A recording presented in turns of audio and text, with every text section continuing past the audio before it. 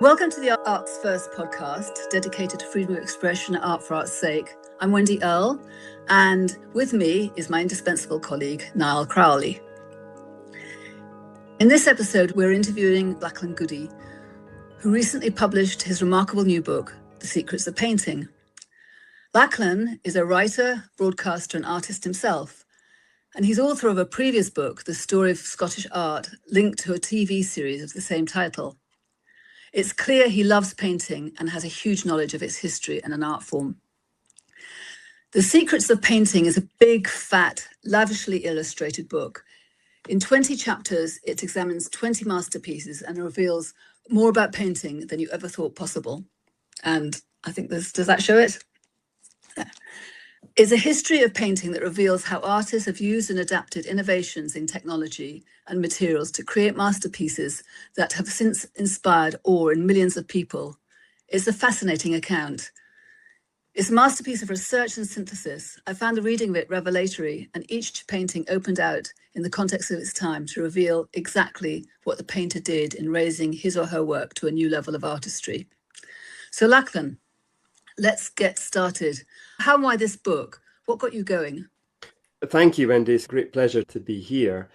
I obviously have spent my entire life trying to figure out how paintings are made, and a lot of art history and art historical books tend to tell you why they were made and the context in which they were made, for whom, what the artist had for breakfast that day or whatever. But for me, the great mystery is what did the artist do with the paint? And as a young boy, I used to watch my father, who was also an artist. I used to watch him at work and similarly tried to figure out how he did it. So the book really is the extension of a sort of 6-year-old's curiosity, grown up into an artist myself, trying to figure out how I can become a better painter. And so I thought the best way to achieve that is to get my lessons from the greatest artists who ever lived and to delve into history and try and explore how artists used different types of paint, different creative techniques throughout history to create the works they're famous for. I was quite interested in noting, and I think in your introduction, you were talking about going to art school and how maybe, I don't know if you use this word, but I got the impression you were quite frustrated by the fact that they didn't really teach skills and knowledge anymore. And in a way, you're doing in this book a little bit what you feel is lacking in the modern art school. Would that be true? Yeah, that was my experience. I think I was at art school now, golly, 20 years ago, and I think maybe things are changing. There are more, I get the impression, more academies that focus, private academies anyway, that focus on painting techniques and what was sometimes pejoratively called the more traditional methods of painting, a knowledge of materials that, yeah, certainly when I was at art school in the late 1990s, early 2000s, it just wasn't really on the agenda in my experience. They didn't have the knowledge maybe, or they didn't feel compelled to speak to the students about process, about how you use paint to achieve certain goals in representing the world you see around you. And that comes down to simple techniques that I guess throughout history was knowledge that would be imparted to apprentices.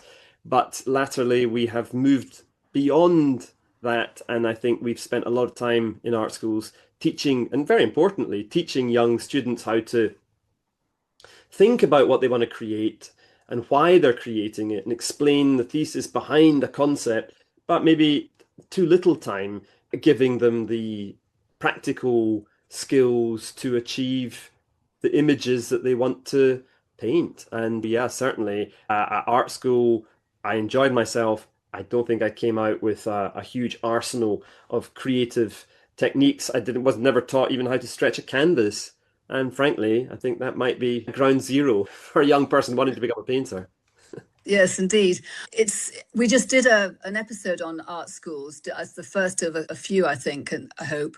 But that was one of the things that came across was a sort of a sense that art school is now very different, but also the curriculum does seem to go on changing. Maybe there's a return to the idea of skills because artists in getting on with their artwork find themselves ill-equipped by what they were taught.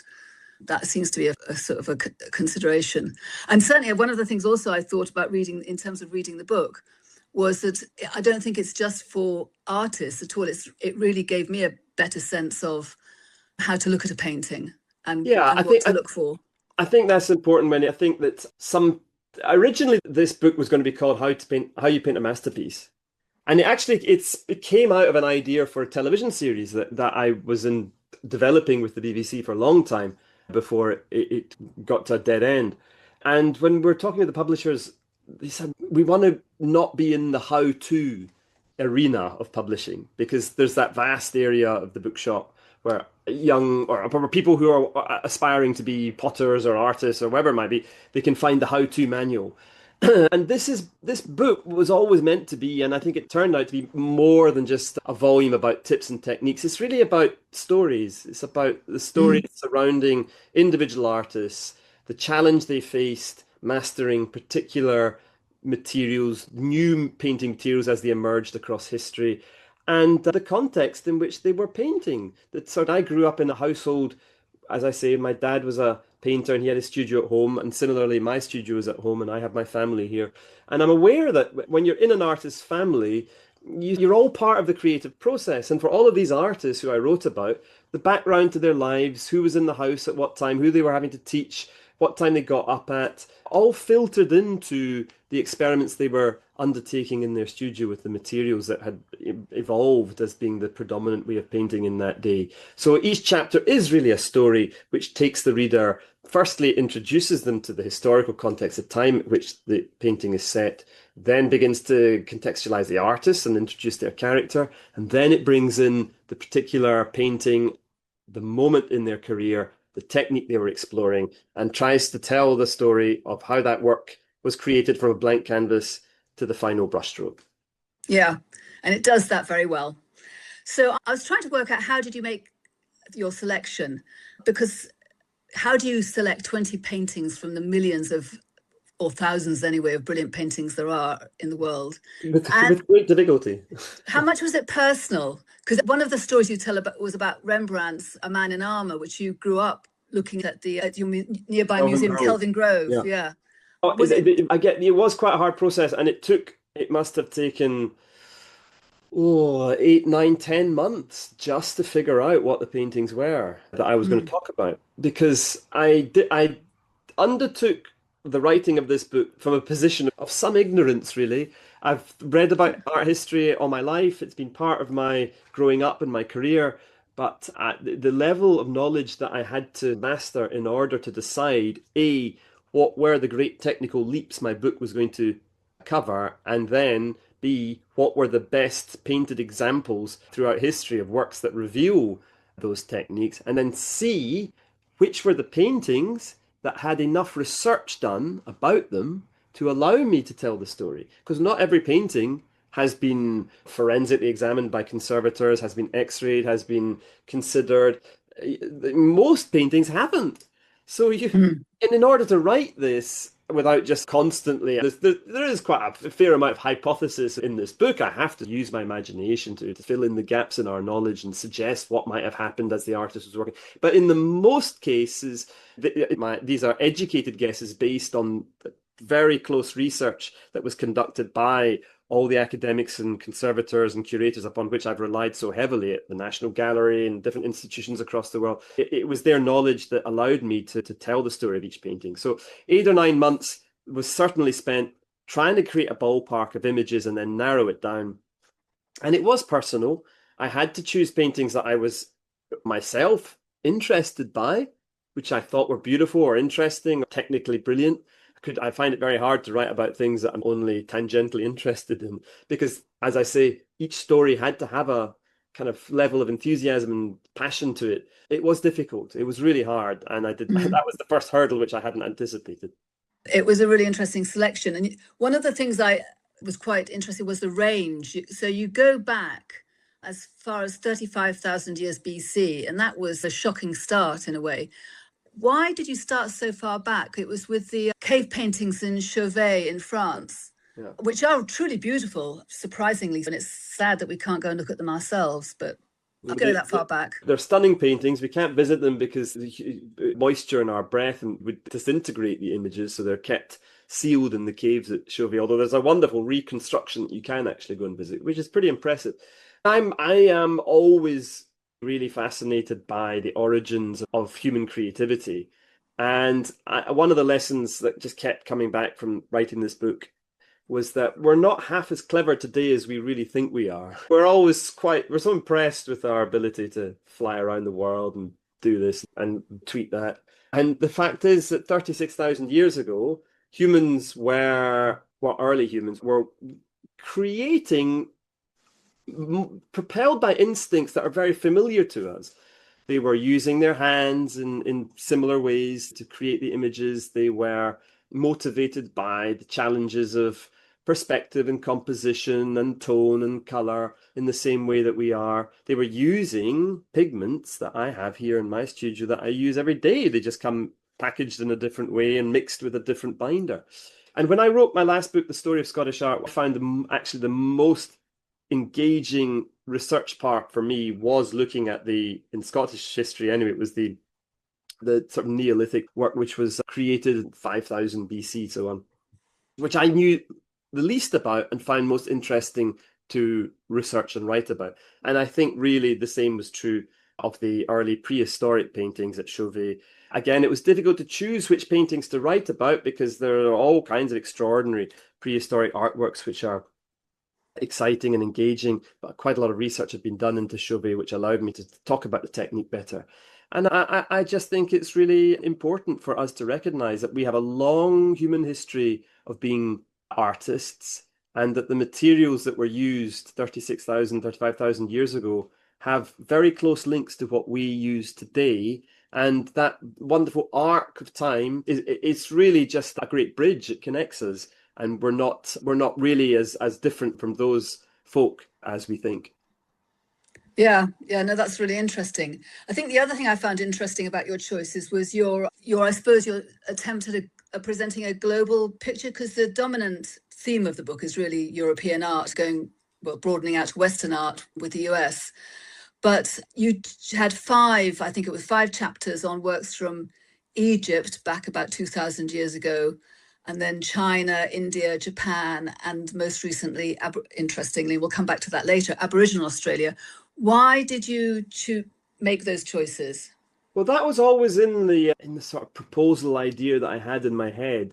Again, just as you go back in history and find that people are motivated by very familiar creative instincts, you go to 16th century Mughal India or 18th century Japan or Song Dynasty China in the 12th century, and you find artists from cultures very different to the one I have grown up in, 21st century Europe, the West, and you find them confronting the same problems, using materials that are different but have a familiarity because they are perhaps using similar pigments, or they're working on a surface that is very similar to the ones that we've evolved here in Europe. And I think that sense of a global creative family is really important. When I was researching the work done in China in the 1100s and the late 1000s, I was learning so much about Chinese history, which I had absolutely no grounding in, and which colored the way that I think about our contemporary relationship with China and the political and economic travails that we always hear about in the news. And I really feel that learning more about these cultures equips us to be better neighbors because it reveals all of the instincts that we share. And to create beautiful images, beautiful paintings, was something that was and has been throughout history a common motivation for cultures across the globe, whether that was in order to secure the powerful, to promote religious ideas, or just to decorate merchants' homes. And no matter where you find yourself, those were the patrons, and to create extraordinarily beautiful work was instinct that artists had. And I learned a great deal by studying the techniques that were, as I say, unfamiliar and yet shared certain bonds with the way that I work. And I'm really pleased that the book has that sort of global sense. And it wasn't done out of just trying to be diverse. It was a genuine sense that, whoa, it's there to be learned from. So let's go and find out.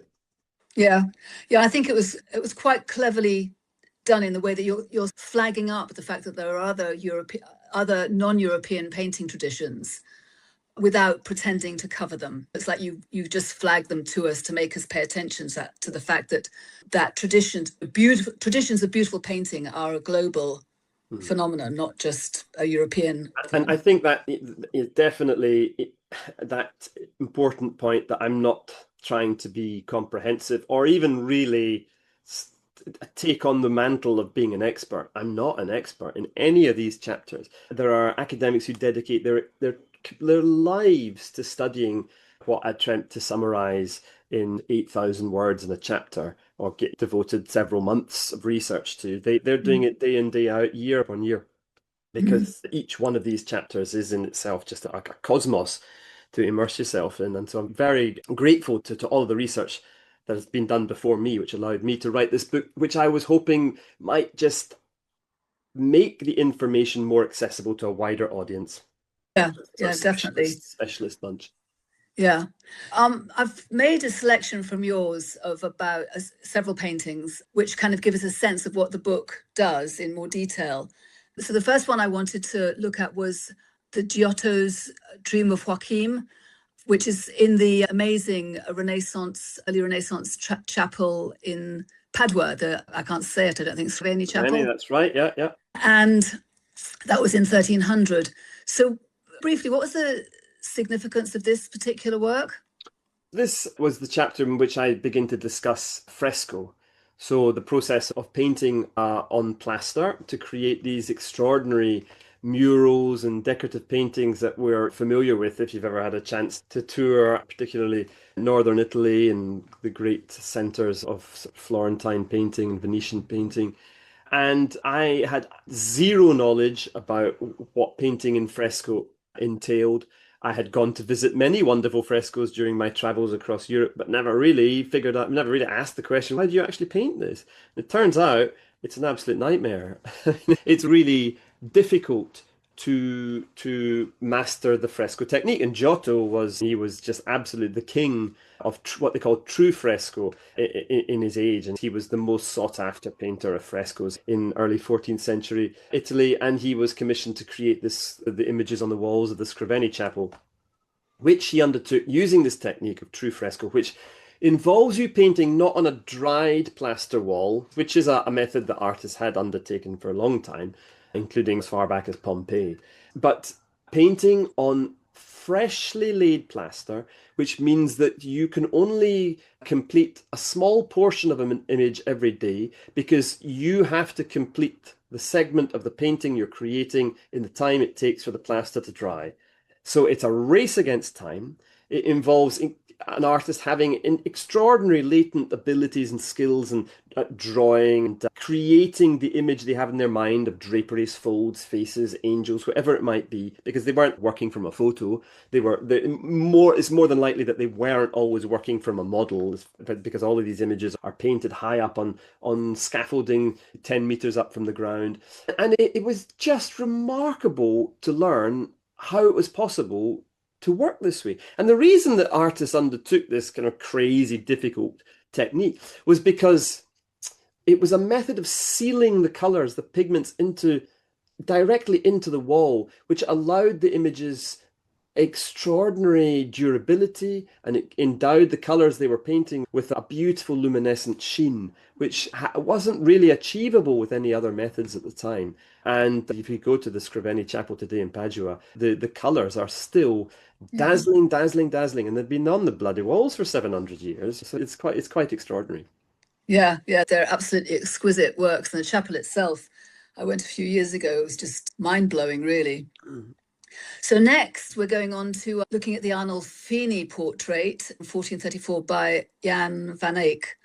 I hope I pronounced that. I think that's pretty good. Yeah. So what is important about the shift of this famous painting?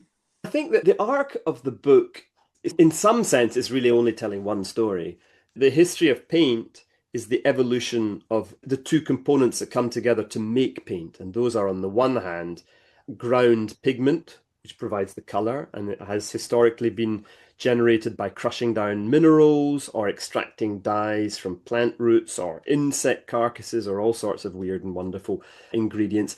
So that's the pigment on the one hand, and then on the other hand, the liquid glue which seals that pigment onto the picture ground, the surface that you're working on. And throughout history, that liquid binder, that glue, has taken many different forms. And it's the evolution of that binder, which I think is probably the most important factor in shaping the way that artists have been able to paint different kinds of images across history. So we were just talking there about fresco. The liquid binder in this context was actually the lime plaster itself, which kind of sucked the pigment into the wall and sealed it there. When we spoke about cave paintings, the liquid binder that was mixed with a ground ochre, which is how the images at Chauvet, many of them were created. The liquid binder was water or spit, or could have been blood. And the next leap in the technology of painting involved egg tempera. So egg yolk was mixed with the pigment to create a paint which had particular attributes and qualities. But it was only really in the 15th century that artists began to master how you could combine oil with pigment to create oil paint. And the oil paint had existed for a long time, but the great problem that oil paint had was that if you've ever spilled oil on your kitchen worktop, you realize it takes forever to dry. I mean, it just doesn't dry. And if you're painting with oil mixed with pigment, you very quickly find that you're working on a surface that resembles an ice rink. It gets very slippy and you can't control the image. So to control the oil, artists began to evolve ways of slowing down or sort of accelerating the drying rate of the oil paint so that it would become a surface on which you could apply more color without it all getting slippy. And to make the paint, to make the oil dry faster, artists like Van Eyck started mixing what they called secatives, drying components into the paint. So they might mix crushed glass, they might mix brick dust, they might heat up the oil in order to thicken it and allow it to hold the pigment and dry faster.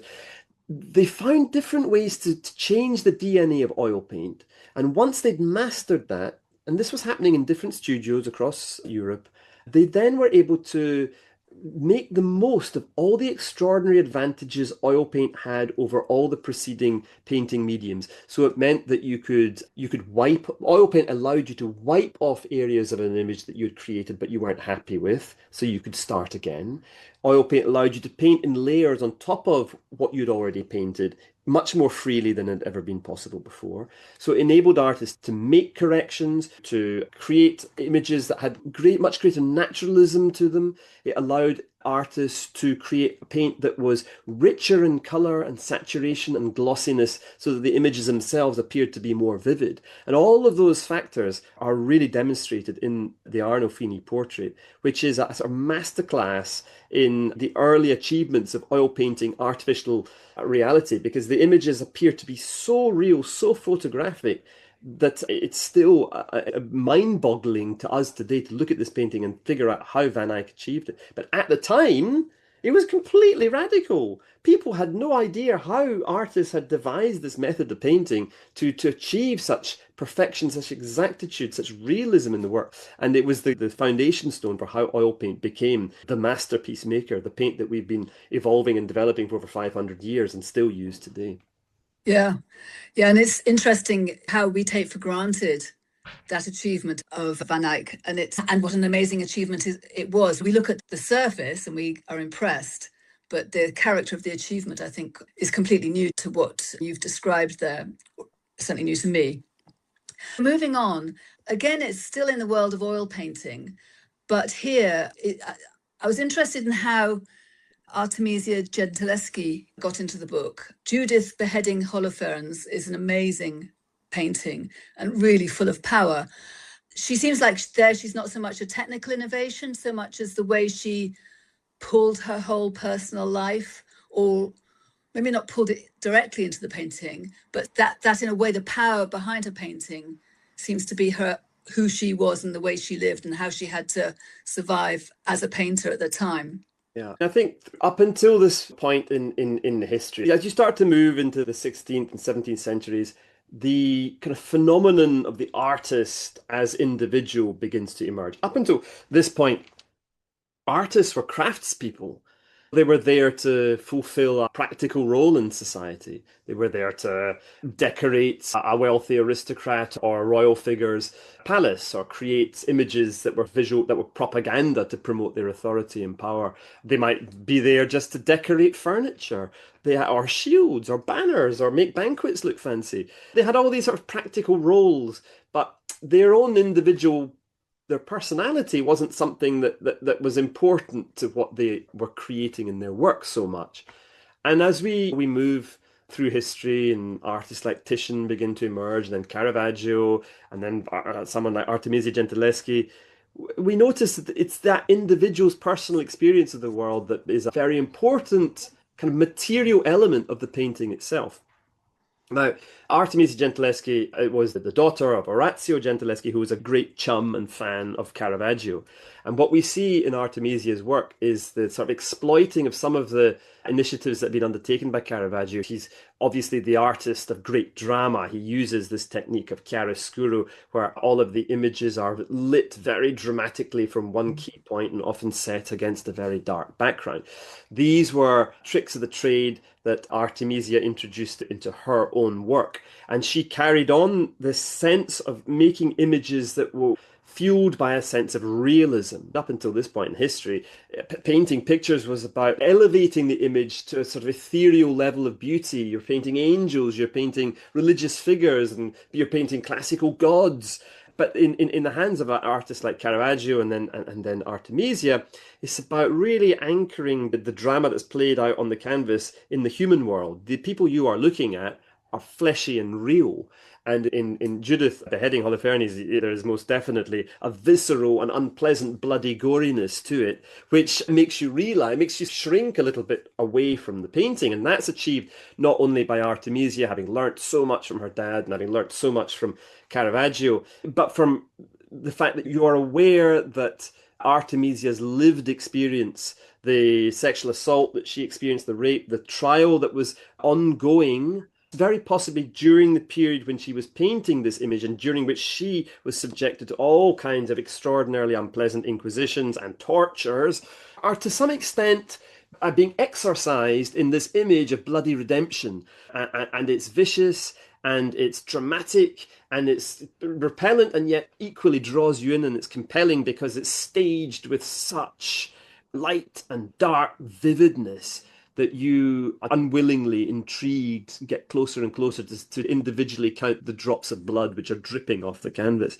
And so Artemisia was a great painter, but she's also a representative of a generation, or many generations, of women painters who were not given the opportunities to learn through the apprenticeship system that had been a traditional part of how people became artists up until this point in history. And although Artemisia's dad was a painter, it was still not the done thing for her to be seen entering his studio, learning from him alongside any of the apprentices that he had, being given all the opportunities to go and view paintings out in Rome, as her male contemporaries would have enjoyed. And so she had a much harder route towards becoming the great artist that she certainly was. But her great personality and her extraordinary talent just drove her to creating works which remain so powerful and potent today. Yeah, to some extent, she seems to represent the kind of, I suppose, the kind of modern phenomenon of the driven painter who goes through all obstacles to be a painter or an artist more broadly. And yeah, that her story is just, it is such an amazing story. So next I wanted to skip a few centuries because unfortunately we don't have time to go through chapter by chapter. And here I wanted to move on to looking at modern and contemporary art just in the last section of this episode. And what it seemed to me is that, modernism in art represented a real rupture point where there was a real questioning about what art actually, here it's more explicitly painting, then it opens up the question about what art is. And there we have, you chose for what I think is the beginning of that period, or certainly an important part in that period of painting, which is Picasso's still life with chair caning, which kind of actually brings more than paint into the images that he creates. Would you like to say a bit more about Picasso and and it was with his friend Braque, wasn't it? So what did they do to Yeah, move so things Braque forward? and Picasso were big chums, and they painted alongside one another during a very intense period. I think between around 1910 and 1911, they summered together in the south of France, and they really together evolved the style of Cubist painting, the sort of fracturing, fragmenting of a subject into so many exploding facets, which is familiar to us today as the beginning of this, or the core of this extraordinary Cubist experiment. And they were keen to explode reality, explode the way that paintings had traditionally just been an opportunity to represent the world as viewed from one perspective. And they wanted to perhaps to experiment with how a painting could maybe reflect something that is closer to human experience, which is the idea that we view the world as we move through it. It's a constantly evolving, changing experience. It's not set in a frame, viewed from one point, static. And so these Cubist paintings are all about challenging that idea that the world is constantly in flux, and so the image is attempting to represent that. Braque was undertaking many experiments with the kinds of materials he was using and the techniques that he was employing. He had trained as a wallpaper and wall painter, a decorative painter, and he introduced techniques for creating wood grain effects onto his works. He incorporated stencils to reproduce lettering that he'd seen in bars and dives across Paris or Le Havre, where he used to hang out. And Picasso was alongside him when all of these initiatives were being undertaken. He adopted many of these techniques into his work, and then he came up with his own new innovations, which kind of fed into what Braque was doing. And one of the most important ones was that he started working with lots of different materials all at once. So he wasn't just painting, he was collaging bits of fabric, bits of material onto his work. He was using paints that had never really been devised for the studio, commercial enamel paints, which were used for painting railings or decorating houses. He brought all of those materials together and just started seeing what would happen. This extraordinary painting, Still Life with Chair Caning, is the moment really mythically at which this great multimedia way of working erupts onto the scene. He glues down a piece of sort of plastic table covering onto this canvas, and he creates around it this image which suggests the idea of a cafe table with some wine glasses on it and a cafe chair with the caning motif on it. And the plastic table covering that he had bought and he had stuck onto the canvas had this pattern printed across it, so that you're constantly being challenged about what is it you're actually looking at. Are you looking at a painted effect of a chair as it would have been seen in a cafe, or are you looking at a sort of reproduced, mechanically, industrially produced effect that is incorporated into a traditional painting? It was very confusing for people at the time to witness these kind of visual somersaults. But Picasso was only too delighted to create images that made people's minds go backwards and forwards and not really understand what it was that he was looking at, what that they were looking at. But as well as the sort of collage effect that he began to use in this painting, the use of commercial enamel paints, industrially manufactured gloss paint, which appear in the series of other works which are created around about this time alongside the Still Life with Chair Caning. They're that moment in which artists start to really move beyond the traditional palette of paints and materials and start experimenting with things that were never designed for use in the artist studio. And this is also the kind of partly the springboard that would lead on to the work that Jackson Pollock would create, where he was making his drip paintings, but using commercial enamel, radiator paint, automobile paint, all kinds of new and weird ingredients to concoct extraordinary images. Yeah, and I'm wondering, just the next painting I've got on my list to talk to you about, to ask you about, is Alma Thomas's Blast Off, which is moving on to the US as well, and the works contributed from the US. And I was wondering whether what that one shows, apart from her use of acrylic paint and that kind of thing, and her incredible power of the use of color, I'm wondering whether there's also evolving shift towards thinking about painting, because you're not thinking about painting necessarily in terms of representing the world as such in a direct way. You start thinking about the deeper issues, for example, morality. And when you talk about Alma Thomas, you talk about her being, I mean, she started her art painting professionally very late in her life. but you also talk about her being a good woman and seeing her work as a kind of a morally, as having some kind of moral content to it. Though that is not at all obvious in the painting you've chosen, which is about space travel, shooting into space. So I was just wondering whether that's another shift that you're talking about in the work. Yeah, I am. Perhaps I press that point less than in other art historical volumes. Alma Thomas grew up in the southern United States during a period of extraordinary high racial tension, and she experienced, witnessed racial abuse and violence, and she had to all her life fight against the discrimination and travails that an African American female artist of all had to endure in the 1950s, 60s, 70s in the United States. And I think that she was propelled in the work that she did not so much because she was trying to re-educate society, but just because as an African American female artist in the 1970s, she was just by nature what she was doing, a talisman. She was one of very few artists that had that character profile. And so everything that she did was really pushing against what had been done before or what had been celebrated before. But I don't think that wasn't sort of the motivating factor in why she did it. She was absolutely brimful of joy and enthusiasm and a lust for life. And the images that she created were about really celebrating that phenomenal experience that we are lucky to enjoy, which is being alive in an extraordinary world. And she wanted to document the beauty that she saw, but underlying all of that, everything that she paints has this trembling sense of your awareness of the difficulties she'd overcome in order to create those images. It was a conscious choice that she made to paint images that are exuberant and uplifting and are inspired by things like flowers in a world in which she was fully aware that there was extraordinary tension, difficulties for her community and problems that she had to overcome. And the image Blast Off represents one of the Apollo missions setting off for the moon.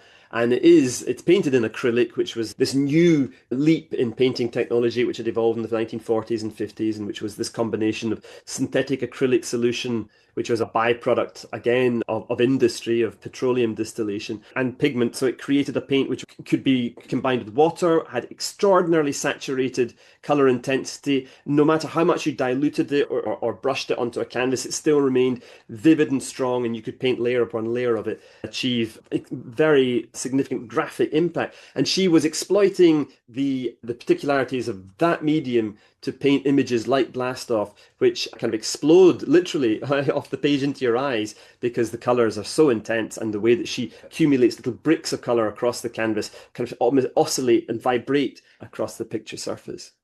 Yeah, that's brilliant. Her work is beautiful. I haven't seen it before, but it's really powerful. So then skipping along, because I'm really limited to time of this podcast, unfortunately, because what you're saying is just so fascinating. But now I wanted to go again to another, similarly, if you like, a surprising choice, which is looking at an Australian Aboriginal painting called Warralugulong, and it's by brothers Clifford Possum and Tim Lura. This is terrible. I can't say it. Japaljari. Okay, thank you, Japaljari. In 1976. So this is a painting that's rooted in what has historically been considered quite a primitive culture, and it springs to life for the modern world using very modern paint. And it's got this, it is, again, it's an amazing painter, amazing painting of really good choice, very impressive work. But what brought you to choose that one? In my research, particularly when I was exploring the early pigments and the ochres that are associated with prehistoric cave painting, my research introduced me to a lot of this early Aboriginal work. Aboriginal painting is very possibly the oldest painting tradition in human history. There's evidence of Aboriginal creativity going back tens and tens of thousands of years. And the materials and the mediums that were being used and the techniques that were employed and the sorts of images that were being created have continued in the purest form all well into the 20th century, and allowing you to draw a direct link from what Aboriginal artists create or created in the 20th century with what they've been creating 50,000 years before. That's dazzling. And the same ground ochre pigments that were used to decorate the walls in part at Chauvet and at Altamira and all these, and indeed in Indonesia, we've recently found amazing wall paintings. These were the same materials that were being used to create work in Aboriginal Australia. But the images that were being created were not being produced for sort of aesthetic effect. And to some extent, that remains the case today. What's fascinating about Aboriginal art is that until very recently, outsiders were never permitted to see these images. They were not invited to look at paintings which were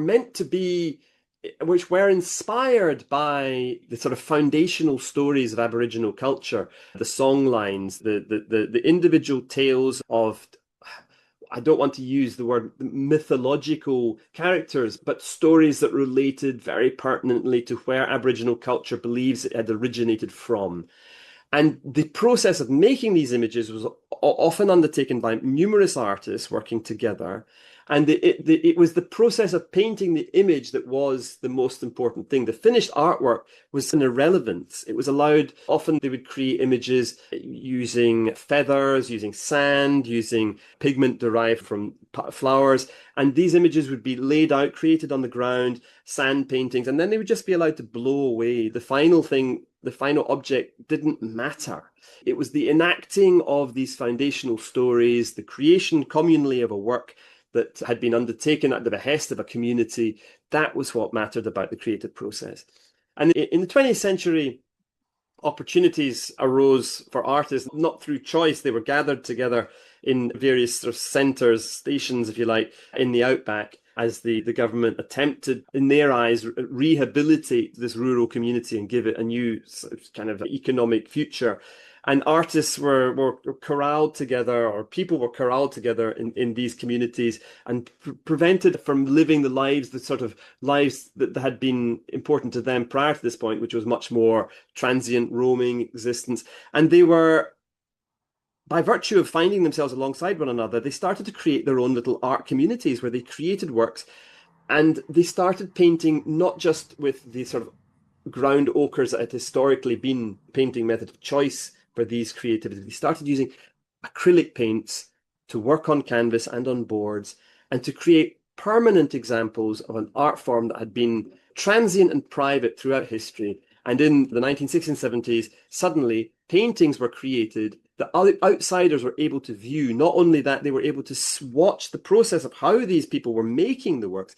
And it was controversial and remains so in many ways within the community, but learning about why these paintings existed, how these artists created them, what their motivations were, and what the materials were that they ultimately used, I found really exciting. Yeah, I agree with you. I understand it's controversial, but I do feel like that the theme within your book about the long historic existence of human creativity and then bringing it right up to the modern world is really, it shows that the modern world doesn't just have to be rooted in modernity. It's about a long tailback and how important that tailback is, and it can be picked up at any time. So that in a way, that kind of art was a huge gap in our knowledge, and now can be brought into our knowledge of what human creativity is and what art can be. I think that sense of being able to pick up things at any point is important, because I remember once when I was doing interviews to get into an art school in London, and the tutor, he was very combative, and he said to me, "Do you think that art history is just a sort of a linear development?" And at that time, my only answer was, yes, of course. Art history is this kind of continuation where there are big bang moments where we innovate new ways of creating art, and we move on from there step by step. And writing this book really was a lesson in how that's completely not the case. I think in the book I refer to art history as just this sort of Mr. Messy squiggle. We were constantly evolving new ways to create art and forgetting about older techniques and methods that might have been part of our history, only to rediscover them at a later date and realize the potential they have. And so although we find all kinds of new exciting digital ways to create images, the processes that we're undertaking are still being informed by materials and techniques that have fallen out of favor that we rediscover, and then we begin to understand how they can be applied in different ways to other works that we can create. And they remain contemporary and they remain important. Yeah, yeah. So your final chapter is very brave, I feel, on artificial intelligence. You focus on Rafiq Anadol's unsupervised machine hallucinations, and you make quite a persuasive case that 2D AI could be the next great breakthrough in painting. But I have to say it's the chapter I felt least, what can I say, persuaded by. And I'm just wondering why you decided to take that final step. I think that it's the new tool. It's the new material. I think AI is not going away. And I think on the one hand, you can look at it from a position of great anxiety and terror, and there's good reason to think that way. As an artist myself and a writer, I'm fully appraised of all the ways in which it can undermine my role and my hard work. But on the other hand, I think we are at a point where we are not fully aware of what it means. And throughout art history, at each particular material leap, the new kinds of paints, the new ways of painting have been greeted with a lot of uncertainty, a lot of anxiety. And we talked about Picasso there. When he was painting with industrial enamel paints or doing collage, people were horrified. When Van Eyck started working with oil paint, artists who had been used to only working with egg tempera couldn't figure out what this material he was using was, and they were perplexed by it. I think AI will become a tool within the artist studio. And I think also it will not remove the importance of people who work with all the sorts of traditional materials that the book explores and who create images as an expression of their individual experience of being alive. And AI will attempt to digest lots and lots of artists' work and produce its own pastiche. But I suspect it will only place more emphasis on individual creativity and individual craftsmanship. Nonetheless, Rafiq Anadol's kind of digital animations are I find incredibly compelling to witness and to understand how they are created, which is by the algorithms that he is key and his team are key in constructing and programming. Is in this particular instance unsupervised. It was created by digesting all of the information, digital information in the archives of MoMA, the Museum of Modern Art in New York, and sort of re-amalgamating, rejoining, reconnecting all these different points of information and historical knowledge into a constantly fluctuating and changing lava lamp of digital points of animation. And it's pretty intense to witness. And I think that I've seen lots of really shocking digital art and certainly AI art. And in this instance, I thought, here's something I've not seen before, and I find it very engaging. I don't know if you go to your library of books about 20th century art, and the moment the writer has to come up to date is often the point at which the book reveals all these names you've never heard of, because at the time they were a big noise, and then they've suddenly they've disappeared because nobody thought much of them actually in the aftermath. Maybe Rafiq Anadol will be one of those victims. I don't necessarily think so, and I think that this is an important moment of transition in the techniques and materials of artistry, and it was important to try and grapple with it the best way I could. Yeah, I wondered whether in fact what we're looking at is a new art form rather than a form of paint. I see what you're saying, but for example, film, the moving image idea of it moves it more into animation and film perhaps than into sort of the idea of a painting. Yeah, it's very possible. The Rafiq Anadol himself is very keen to, and unprompted, explores the techniques that he is employing through the lens of a painting. He always talks about the digital data as his pigment and the algorithms as his kind of thinking brush. And these might just be tropes. I think that there will be ways in which artists will incorporate the image making potential in static 2D form to inform how they paint. I think that's inevitable. I think people have already spent decades using computer animation to help create digital images that they have generated by telling the computer what to do. Artists who use digital images that they blend and formulate on Photoshop. and make those integral to their finished paintings by projecting those images onto the canvas and then painting over them, drawing lines around what they see. It's happening right now. And I think that these artists who sit at their computers for 70% of their creative time and then move into the studio and take the paints out they're already using AI to stimulate the next kind of image that they're going to paint. So in that sense, I think it's a tool. But similarly, yeah, I think it will generate other kinds of creative experiences that will be quite different from painting. Thank you. That's really interesting. I really enjoyed that, and I hope you did too.